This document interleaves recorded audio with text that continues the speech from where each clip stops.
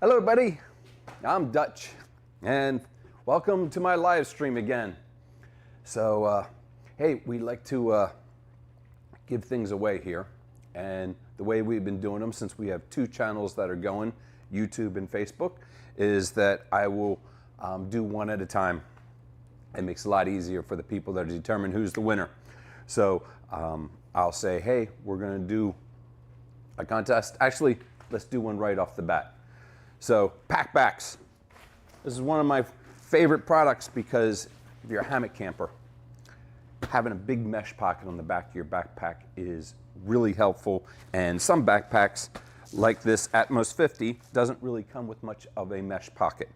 So packback attaches to a backpack by the shoulder straps and also attaches the hip belt. There's also a couple other uses for it, and we're going to give away a packback. Today's vlog is going to be about fabrics. So the first person on Facebook that does hashtag Gore-Tex will win a packback.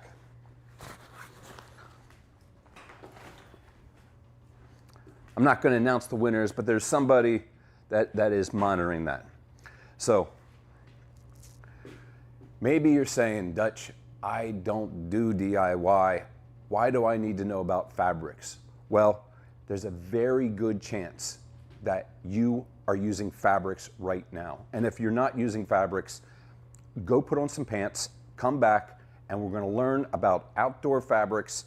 And it is good to know the terminology because, you should know what they mean by denier, or something is downproof, or silicone impregnated. And we're going to take, not a deep dive, but we're going to take a shallow dive into that, and we're going to learn more about the characteristics of nylon versus polyester and so on. So first, there's knits and there's woven fabrics. So a good example of a knit fabric would be bug net. If you ever go and if you ever looked at it really close, you'll see that it's a whole bunch of knots. I want you to think of a knitted sweater or a crocheted sweater where someone is going and just basically making a fabric out of a million knots. There is a very strong reason for doing that, and that is because a knitted fabric very often will have stretch. I want you to think of the shirt that you may be wearing is probably going to be a knitted, and it's going to have a certain amount of stretch. Now, sometimes they put things in it like Lycra or things like that to make that stretch because, particularly on clothing, that's kind of a big deal to make it so that it is going to fit you better and also just be more comfortable. So knitted, think of it as lots and lots of knots. Woven is basically a simple weave where they have some yarns going like this and some yarns going like this, and they of course are interwoven. And it is quite simple to make that, but because you're not making all those knots, actually when we need to get lightweight, very often a woven product can get lighter than a knitted product because when you have to make all those knots, that does build a little bit of bulk. So it is made out of, those threads are really called yarns. Now there's many different kinds of yarns. First, let's talk about the natural ones, because somehow nature has still produced things that we cannot replicate and cannot beat. Biggest one is, I think, when we're talking about the outdoor industry, is wool. Wool is a fantastic, amazing fiber. The structure that goes into that, we cannot duplicate man-made, and it actually is quite water resistant. Now, it's not going to handle head pressure like a sil nylon is, but it is really going to shed water. I have a weather wool jacket that basically you could wear it in the rain and you do not get wet. It has amazing breathability. This thing will keep you warm down to a very low temperature, and it still feels comfortable at 60 degrees. So there's also cotton. Now, the reason cotton is not really used in this industry is because it, first of all, does not release the water. And also, it has a tendency, it's not going to do well with rot. Makes very comfortable clothing. That's why your t-shirt is so comfortable and so soft. And very often, we're taking man-made products and we're trying to make them cotton-like because we want that soft feel, the hand feel to it. There's also silk. Silk's not used too much. And Kevlar. Kevlar has a couple applications. Think of a bear bag. Or what's amazing about Kevlar is it really has this incredible strength. What's not so amazing about it is it's not very UV stable. So we used to make these Kevlar straps and they were fantastic in the weight because it's a super strong fiber, but sun exposure, they wind up turning brown and they lose a lot of its strength. And Dyneema has, since it's still able to get that strength with the weight ratio, and it doesn't have the UV problem. I guess when Kevlar, you can think of two applications. One is bear bags. Because of how strong it is, they do use it in bear bags. And also bulletproof vests, of course, use Kevlar. But then kind of the exciting part is the man-made stuff, the nylons, the polypropylenes, polyesters. So actually, the mother of them all, Dyneema. Dyneema, what's amazing about Dyneema, it is 15 times the strength of steel per weight. So let's start with nylon though. Nylon, one of the characteristics with nylon is it will absorb water, which actually is not great. It also has a little bit of stretch, which is great if you're making something that you want to have stretch. A good example of that would be a hammock body. To have something in there that has some stretch is going to make it so it's going to conform to you. It is also extremely strong. But that absorption of water can be a downfall because used to be that everything was sil nylon when it came to a waterproof fabric, which was extremely light, and then but it absorbed water. So your 1 pound tarp might weigh 1.2 pounds after it's wet because it is taking moisture into the molecules of the fabric itself, not just on the surface. And it also has a lot of stretch, which is not great for a tarp. Can be good for a tent because you're kind of trying to make it bow with the poles and stuff.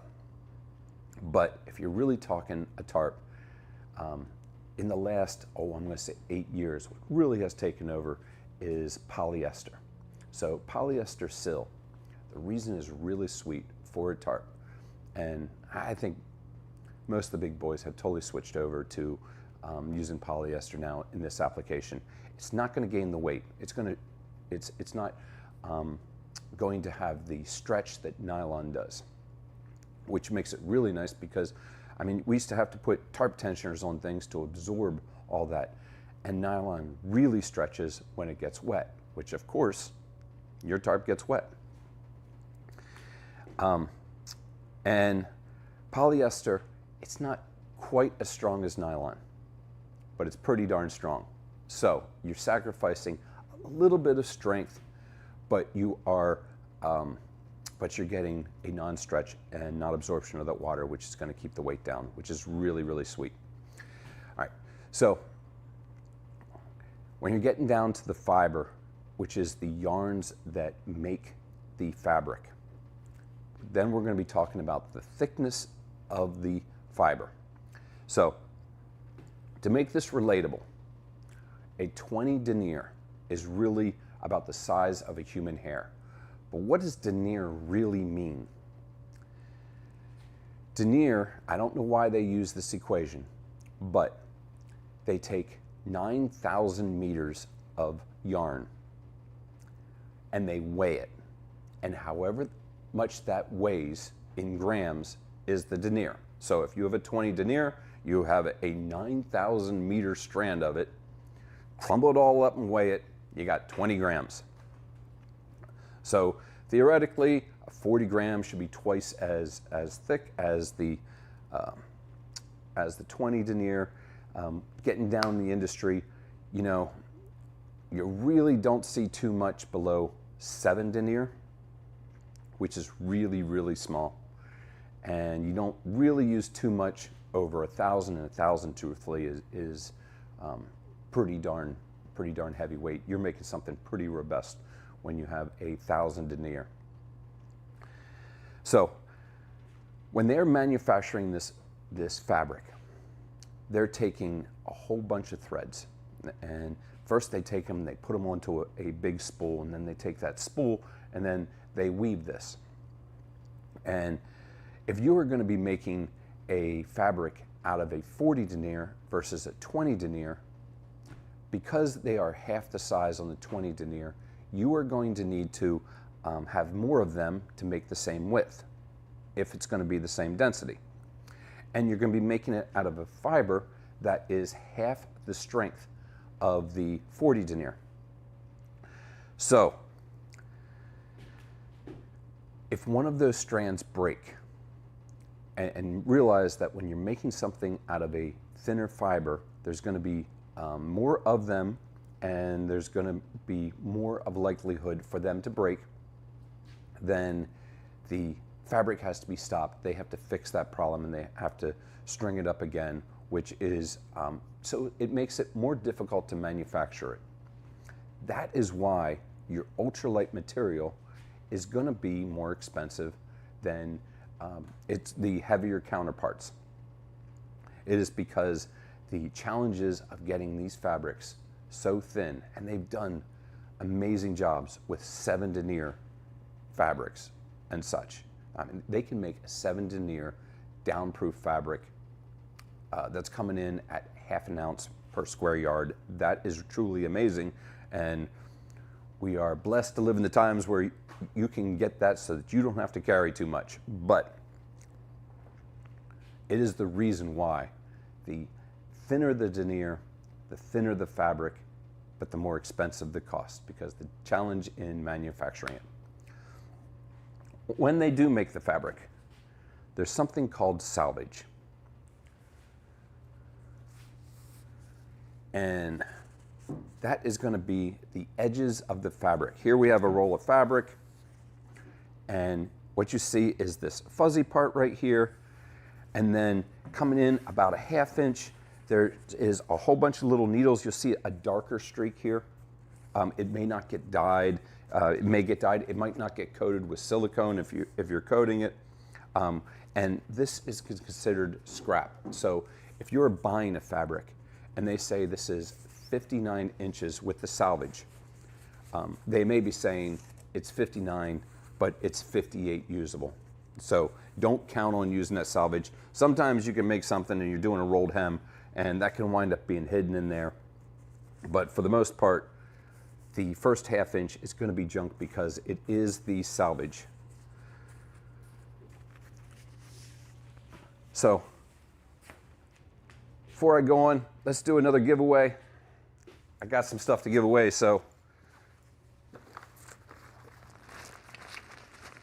Ooh. I got myself a Gidget bag here, but there's something in here. I want to thank Vicky for putting this stuff together. She's not only doing customer service, but actually she's going to give this little surprise in here. So this is a Gidget bag, really great for carrying things. You can see it's made out of a really robust fabric. You can see it has Dyneema ripstop in it. We'll be getting into what ripstop is. But anyhow, in here, there's a couple, she put toothpaste tablets. These are Whizzy wipes. These are little towels, like napkin-sized towels that you add a little bit of water to them. They come in this nice little case. I think this is a pack of, I don't know, it looks like 12 in here.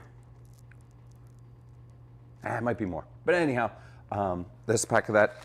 And there's also a deuce scoop in here. So Scoop is a titanium trowel, and it's all going to come in this bag.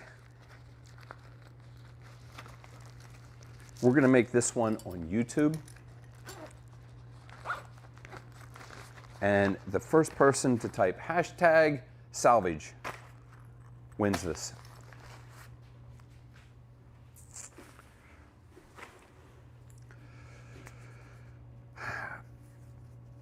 Okay, so when you get down to the yarn level, there are really, I really just want to put this into two groupings.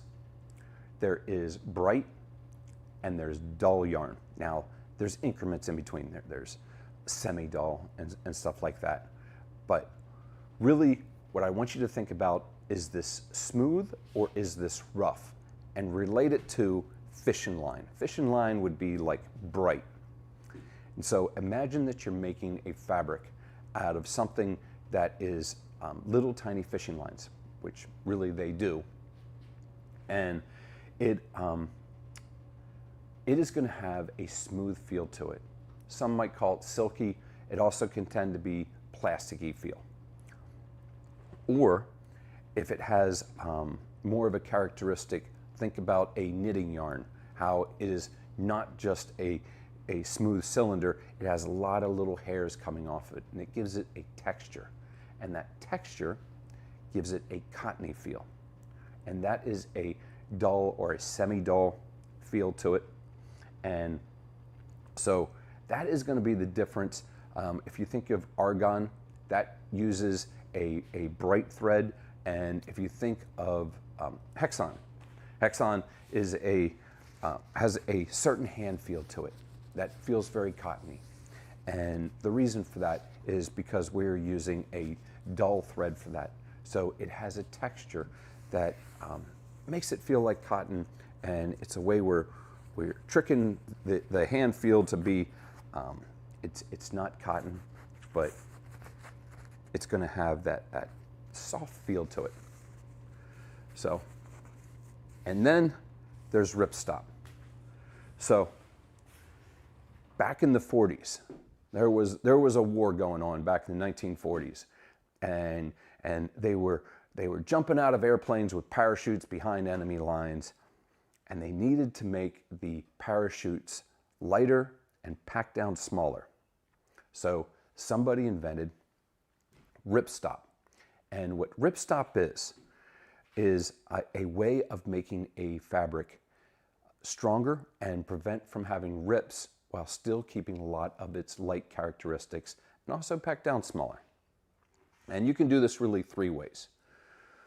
One way would be to have a thicker thread. Let's say you have a row of 20 denier threads, and then one is a 40 denier thread. So you're getting the strength of this web going through it, and they're going to go in both directions of 40 denier threads, so that if a tear did start, hopefully it stops before the entire parachute rips out. Another way is to put a bunch of the same threads. So you're going 20 denier threads for 20 threads, and then there's a group of maybe 3 or 4 that are all together, and that way if it does tear, it gets to that and hopefully it stops.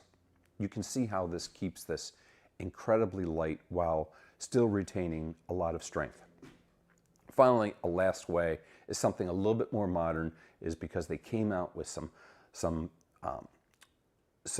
yarns that are stronger. So you could use the same denier, but it has a stronger property. The biggest that I can think of was actually right here in this Gidget bag.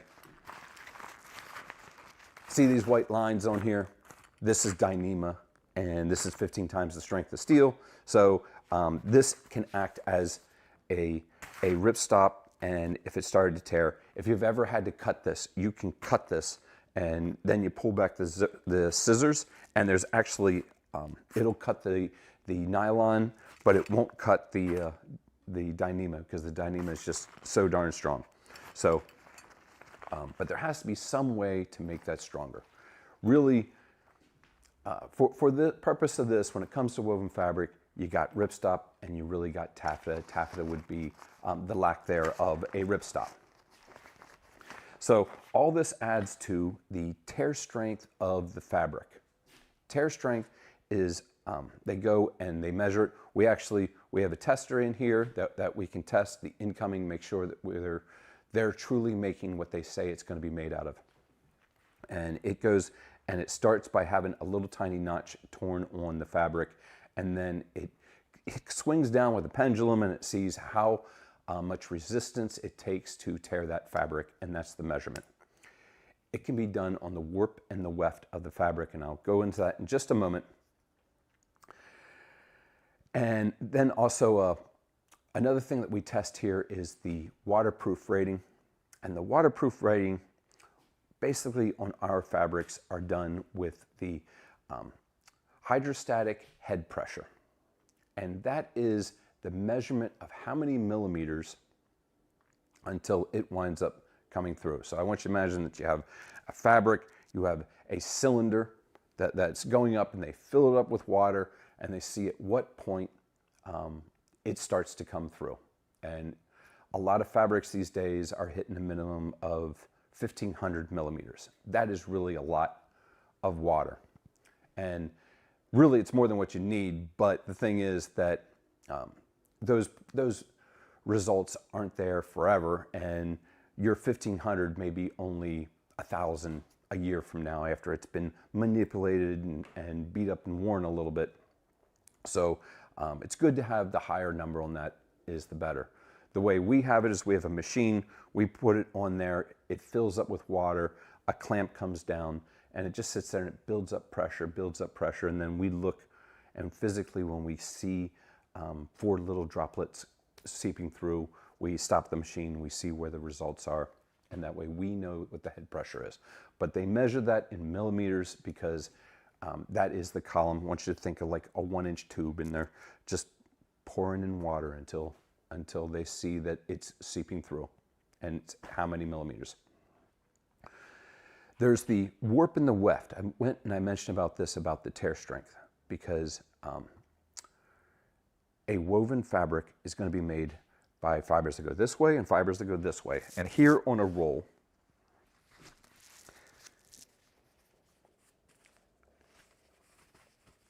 on here, and this is the way I always think about it, this direction is the warp,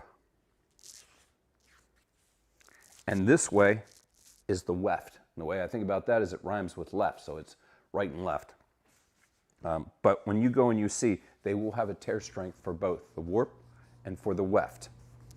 And in my book, they should be the same, because if they're the same fibers, but unfortunately they aren't. You go and you will see different numbers on the tear strength from the warp to the weft. So, all right. So on these fabrics, they go and they very often put a DwR, which there has been a great change in the market. It used to be that they were using C8, and they are fluorocarbons, but they were very bad for the environment. They do not dissipate very, very quickly out of the environment, and they wind up getting into the water, the air, and eventually our food supply and us, and they are harmful to us. So they did a great job of making things waterproof, but they were dangerous, particularly the byproducts that come off it. Not so much the DwR that's on there, but the manufacturing process created these terrible fluorocarbons. And I would say, 5 years ago, there has been a great push.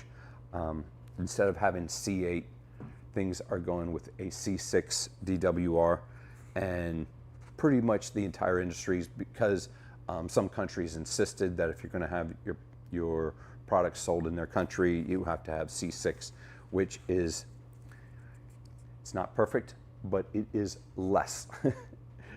It is less damaging, and it's less harmful. They dissipate quicker out of the environment. They do not wind up so quickly into our food supply, and when they do, they are not quite as dangerous. But DWR stands for Durable Water Repellent. And that name really makes it sound durable, but it's not that durable, unfortunately. And they put these coatings on these, and when you spray it with water, you'll see that it beads. And when I say that it beads, it's not just, hey, it didn't sink into the fabric. When you really want to see is it looks like a bubble, all right, that is tapered in, because it's really creating an incredible amount of resistance to there. And if you shake it, almost all the water comes off. And that's the way it is when it's first applied. What wearing it will reduce that DWR that's on there. And one of the things that's really damaging, and they go and they measure this, how many times you can wash it. A lot of times when you wash things 20 times, it is completely taken away, the DWR, and you no longer have a water repellency. The way you can tell that is doing that spray test, do that shake. But if you see it changing the color to darker, that's called soaking out, and that means that it is time to reapply. They have great ones that you can buy, and you can spray it on there. Honestly, I try not to. I wash my gear as little as possible, so that it doesn't take away that DWR. Before we continue, let's do another giveaway. Let's see what we got here.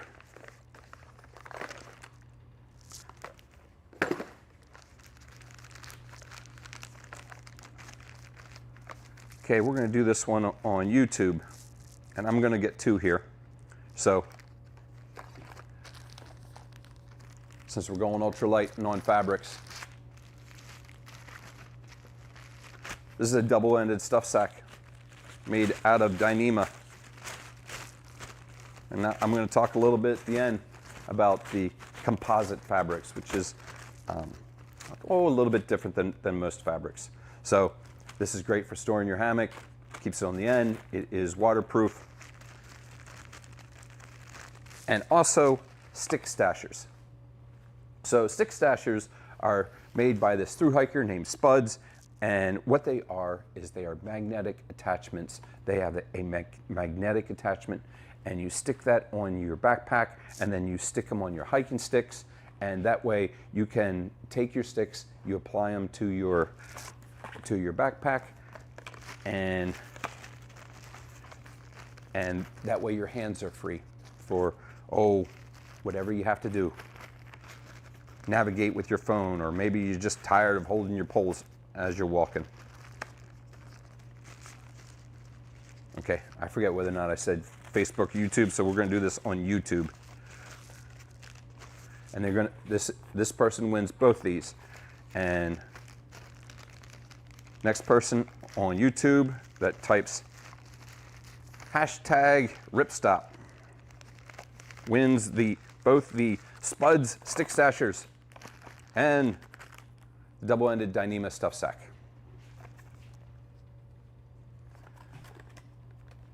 Okay, so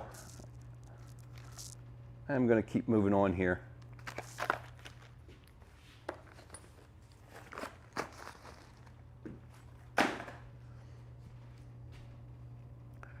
Gore-Tex, or waterproof breathable materials. So they seem like the greatest promise ever of something that is going to be waterproof, yet it's breathable, so that your sweat is going to dissipate into the atmosphere. And there's different ways these are constructed. Very often it is a membrane that is made in not a way that's great for the environment, but this membrane is made, and then they'll stick another fabric on the outside of that. This is why you have often a 3-layer. The fabric on the outside of that has little tiny pores in it, but it might be like a 7 denier is one that is made by some of the really high-end rain gear. And then there's a layer on the inside that's almost like a mesh. It makes it more comfortable to be up against your skin. That's why it is a 3-layer system. But that center layer is really the heart of it. And it is made so that vapor can pass through it, but water droplets can't. And that sounds fantastic. However, in practice, there are challenges with it, because there has to be really ideal situations for that to happen. It has to be different temperatures from the inside to the outside, and actually that often isn't difficult to make it so that that vapor wants to move out. But very often it's really best if it is wet on the inside and dry on the outside.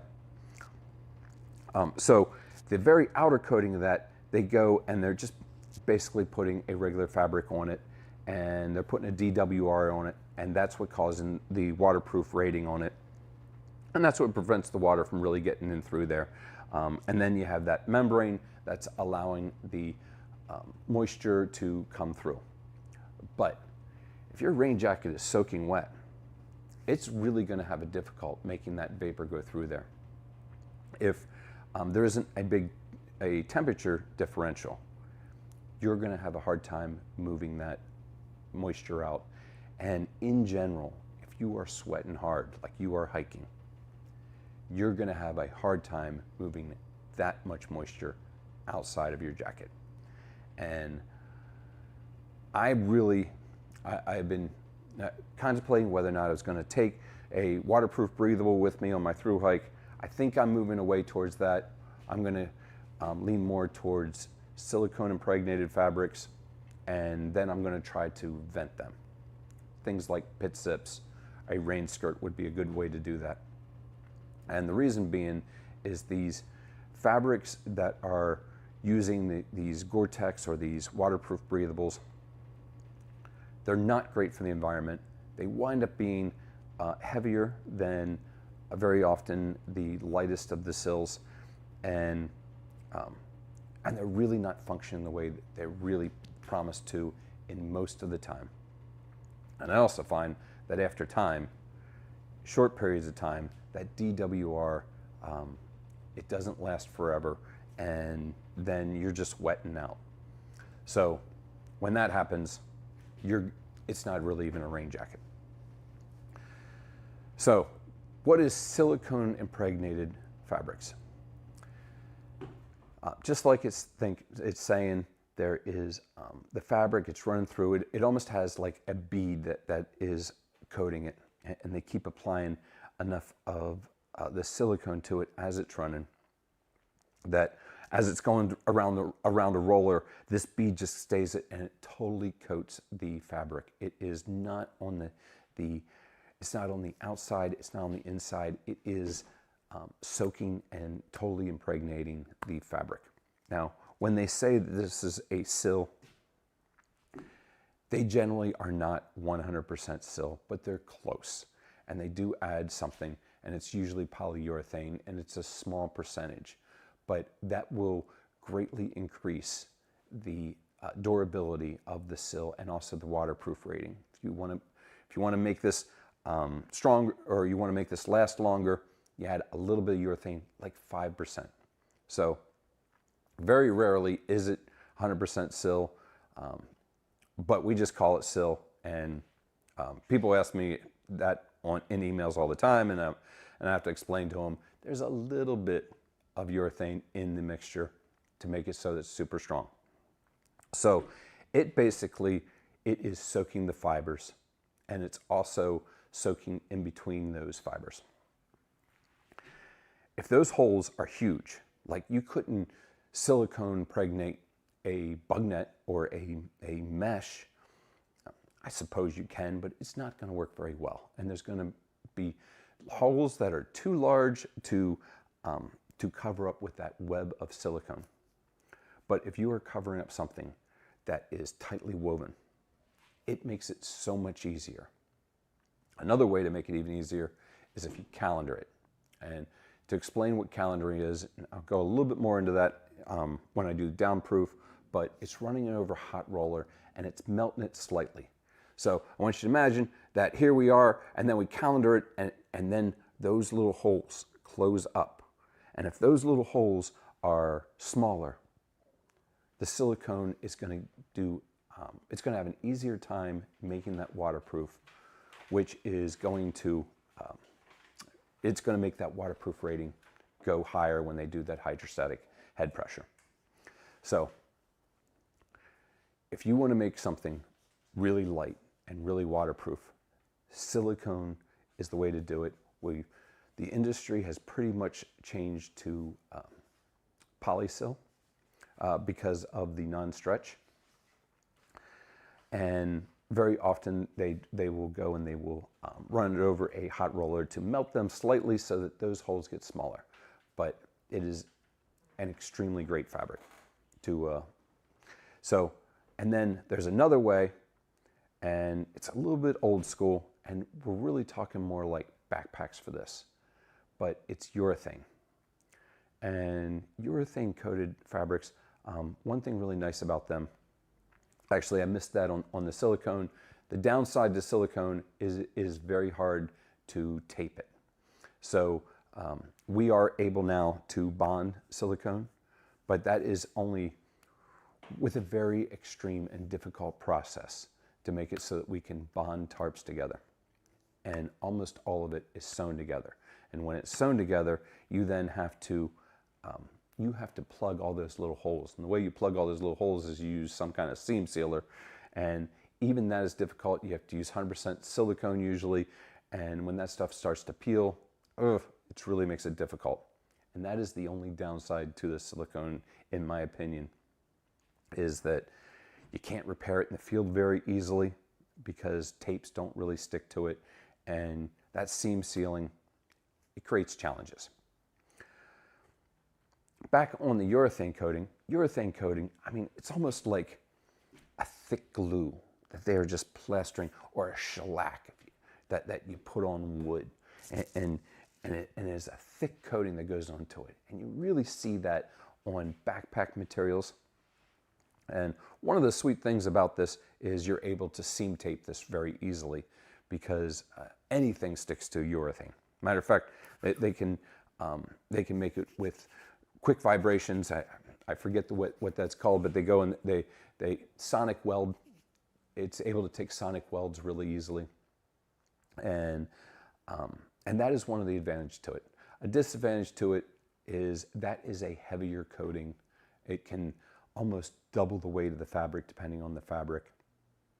Another thing is, as those fabrics are stretching and being pulled and you're loading it and it is wrinkled up, I find that urethane coatings, after a time, because it is a coating, it tends to separate.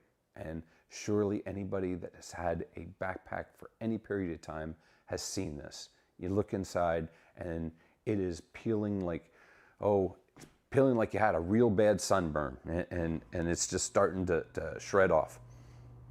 So it is the true downside to the polyurethane, and also basically the weight.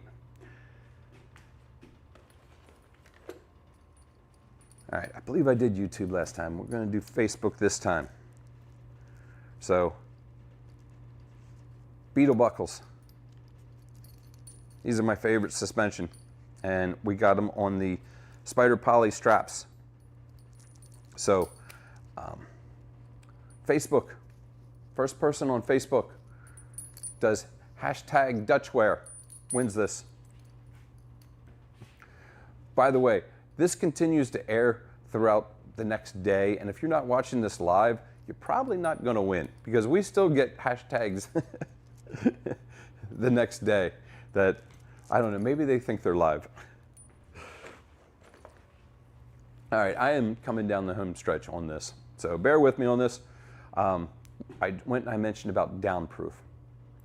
So there's downproof and there's featherproof, and those really aren't the same, because if something has feathers in it, it's not the really high quality gear that, that I personally like to carry. And feathers come with quills, and quills come with those really sharp things, and they can poke through pretty much anything. But if you truly have a really high fill power down. Very briefly on the fill power, it is the number of cubic inches that is in an ounce. I believe that's correct. And so if it's 900 fill, it is how many cubic inches is going to be filling an ounce. So 900 fill has a larger volume than 850 fill, and so on. And really, the high end of this industry, I mean, you shouldn't be looking at anything under 600, because under 600 we can make man-made materials that are that good, that are going to be a lot cheaper. But anything over 600 is really going to be a higher quality down that isn't going to have those quills. And you go and you can send away these fabrics and they test them. I mean, one thing we do to test them is we'll just make a pillow out of it, put some down in it, we'll just beat it up, and we'll see if feathers are coming out of it. But we do get them truly tested. It's IDLF, something like that, and they go and they give it a rating. 5 out of 5 is really what you're looking for, and that is going to be, they do rate it for the different downs. We go and we try to have it 900 fill, try to get a 5 out of 5 on that. The way they make a fabric downproof though is, first you want to start with something that is a tight weave, and then you want to run it over. I mentioned about making something more waterproof is by running it over a hot roller. That is called calendaring, and it melts those just slightly, not enough to weaken the material, or not weaken the material much, but it is going to bond them together, and it's going to take those holes and it's going to go and make them smaller. On this, you know, I mentioned about ripstop. So ripstop has a stronger thread that's coming through it, and I want you to imagine that this 40 denier is going through these 20 denier lines to make it stronger. And you can see down here, when I do that, because I'm taking a thicker line, it creates a slightly bigger hole than if I did not have a ripstop in it.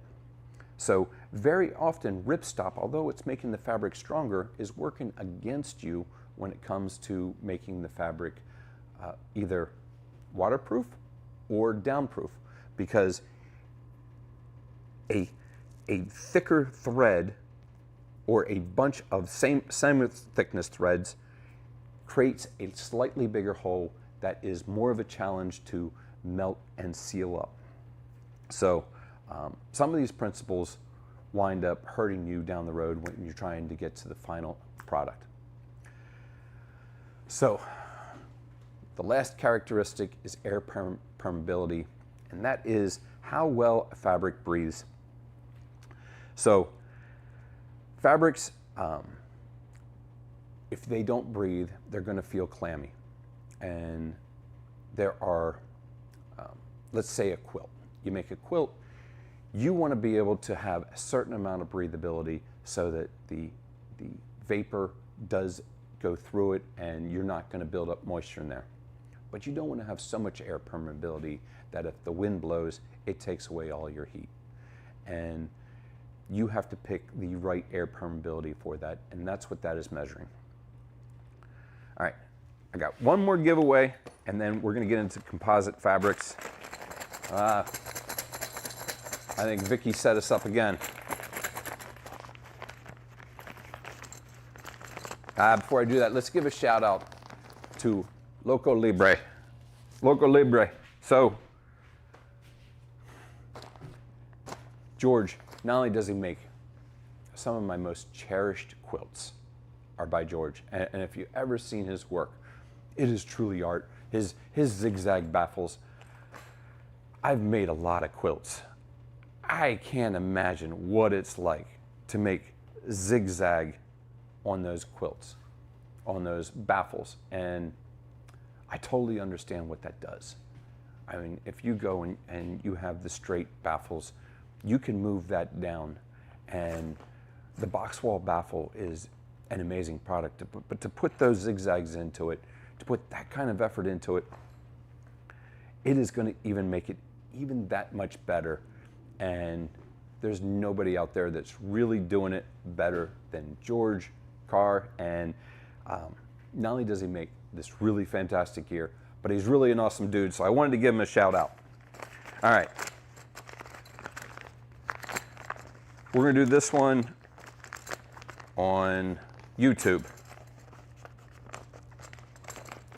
So I'm seeing a small Gidget bag here with the mystery stuff in it, and we have the liquefied print. And this is on X-Pack material, which actually is a good segue because we're going to get into the composites immediately following this. But let's see what's in here, because I'm going to be as surprised as you. So in here,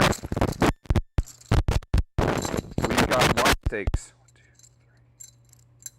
We got 6 Y stakes, and it looks like we have 6 medium cord winders. Oh, I forgot which one I said I was going to do it, so we're going to do YouTube. I wonder how many people have YouTube and Facebook up. I'm doing YouTube on this one. So on YouTube, the very next person to do hashtag Loco Libre wins the bag, the stakes, and the cord winders.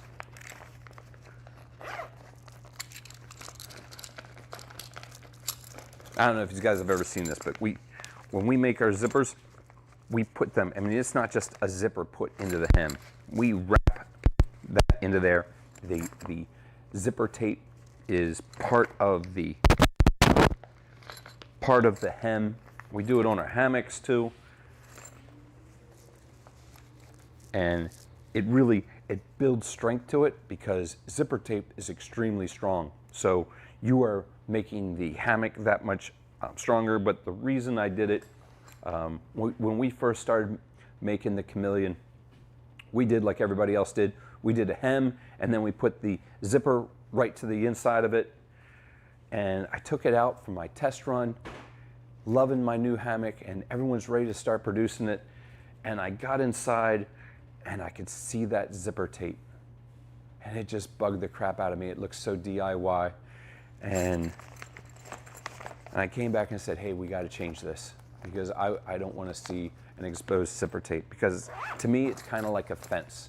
When I build a fence, I don't want it to look good just for the people on the outside. I want it to look good on the inside. So to me, I think that that's where I'm at, and it's my fence.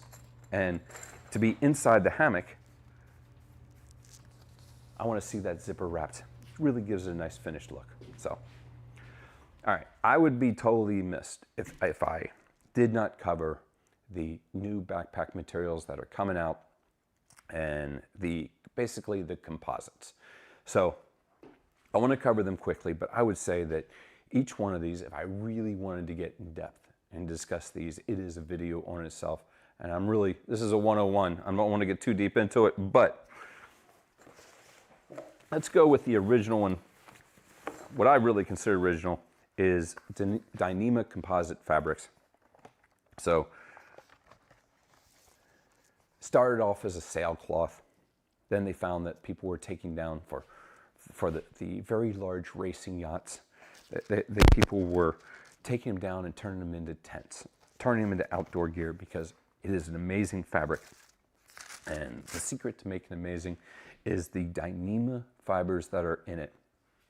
First of all, they're truly made from Dyneema, which is ultra high molecular weight polyethylene. And it is 15 times the strength of steel, as I've already mentioned. And they put up this big web, and then they put laminates on it. That is, it winds up making it like reinforced concrete. That if it was a pile of rebar, it would be nothing. If it was a concrete column, it would crumble. But the two together really make something that's strong, that holds up a skyscraper. So,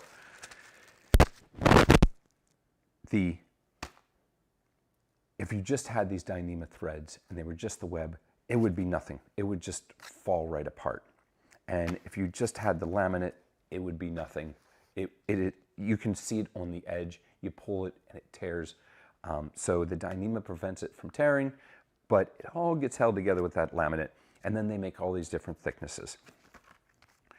Many of you may be very familiar with the tents that are, they call it CT08 fabrics. They have this complex code for naming it, but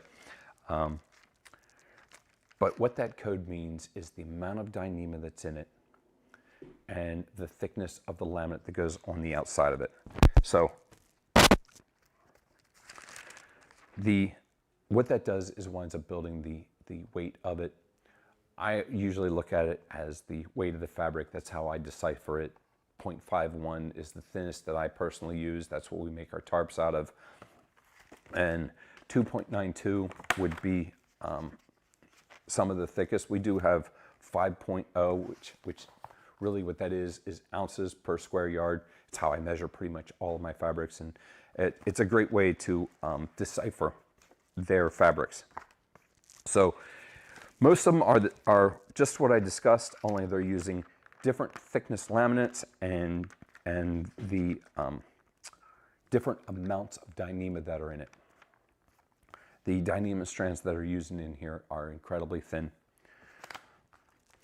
And then when you get to the 2.92, the one downside to this is it might not be very abrasive resistant. You take your pack, you take it off, you put it onto a rock. Maybe you're going into the store and you put it on the sidewalk and it slides for just 1 inch. You are wearing away part of that laminate. You're exposing the Dyneema threads, probably breaking a couple of the threads. You are wearing a hole through it. It will not be it will not be resistant to wear on the outside. So when you get to the 2.92 Dyneema, they put a polyester fabric on the outside, and then they do that with varying degrees of thickness, and that makes it so that it has that abrasion resistance that is really excellent for a backpack.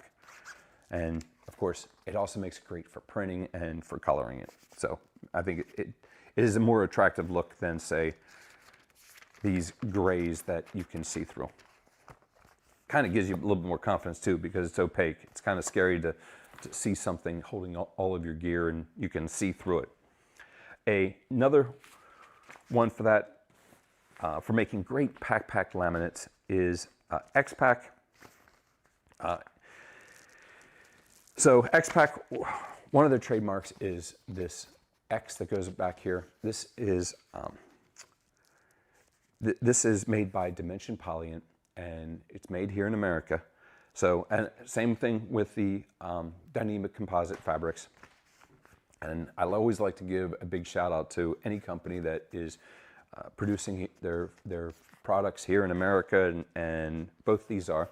This one's up in New England, and they, I've been to the factory where they're actually making this, and it is a very cool setup to watch their machines actually producing this, and then they have to change it over, and you really understand the complexity in manufacturing this.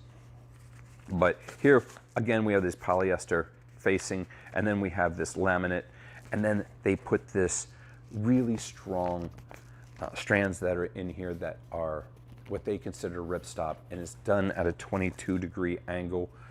They actually have a patent on this being like that, and at 22 degrees has something to do with being in a backpack, and the forces that are applied to it tends to be in those directions. 22 degrees they found to be perfect. And who am I to argue with it? They're X-Pack after all.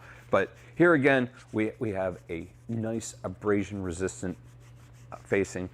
You can do all kinds of different things to this. You can print it, you can put DwR on here. And then you have the laminate and you have the X-Pack in there. They have, a whole book of different pieces of this. Some are done with recycled, and actually one thing I really like about them is when they go and they say that their fabrics are using like their polyester on the outside or their polypropylene on the outside. When they say that it is recycled, it's 100% recycled. There's a lot of companies out there that they say, hey, we're using recycled yarn for this fabric, and then but they don't say how much of it's recycled and very often if something is 10%, has 10% content in it, they're able to say that that's recycled, and that doesn't have to be post-consumer. So you're not actually using up those things put in your green recycle bin. Anyhow, X-Pack, it is a heavier weight fabric, but it is super strong, and they have been coming out. All three of these companies, I'm going to say, have really been challenging each other and raising the bar. And the last company in that too, and they are charging really hard, and that is the Challenge Sailcloth. So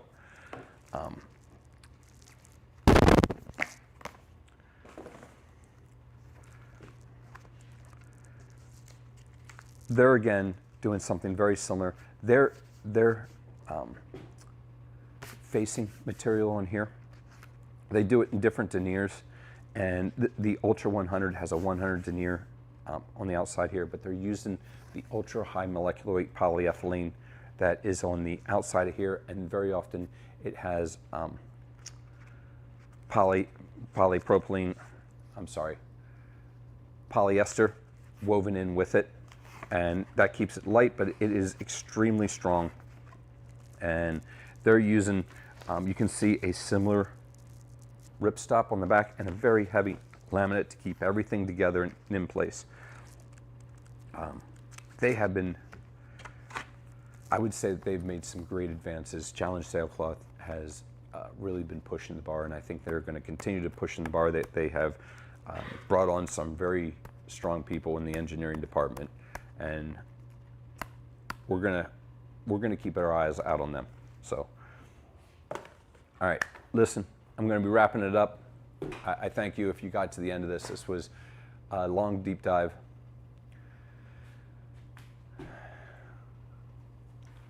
I'm sorry, I don't know what this says. Pardon me one moment.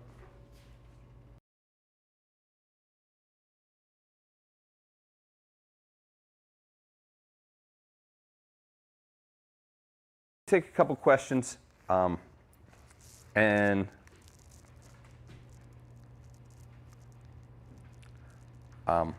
if you have any questions about the fabrics or the things that I've mentioned here, please chime in here, and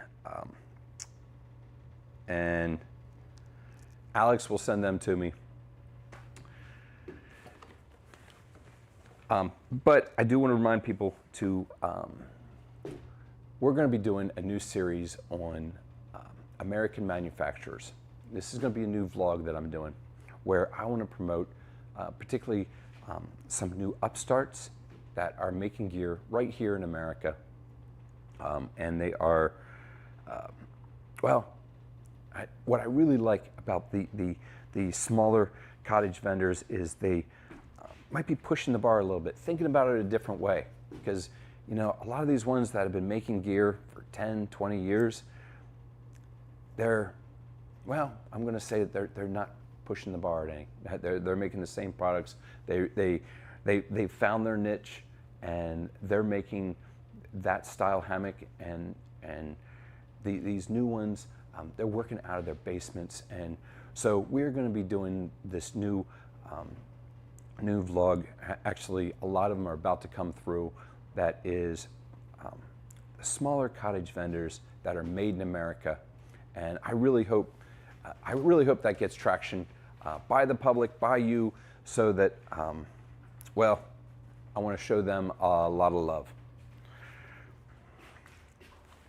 And we're also about to do another one, which is the Dutchware difference, where I go and I take a deep dive into how the products are made, and